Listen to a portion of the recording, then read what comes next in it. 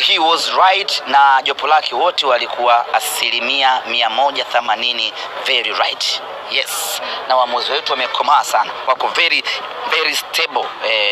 Ubaya ubwela maana yake ni kwamba tutakufanya vibaya utake usitake, ndio maana ya ubaya ubwela. Na ubaya ubwela ina asili ya kulazimisha. Hiyo ndio ubaya ubwela.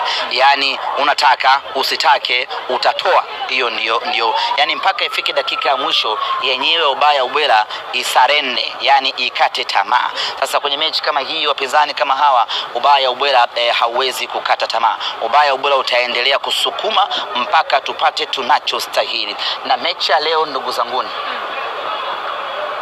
mnaona hizi taa zenu hizi, ndugu zangu waandishi wa habari, leo mngeziwasha hapa ili tucheze mechi ishe.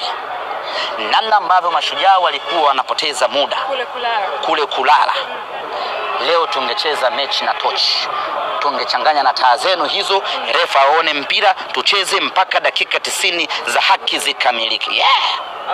Amoni shida anapoita kwamba mnashinda kwa penalti. Kwanza ushindi ni ushindi, lazima utambue hilo. Iwe kwa penalti, iwe kwa faulo, iwe kwa namna yoyote ile, ushindi ni ushindi, ili mradi ni ushindi halali.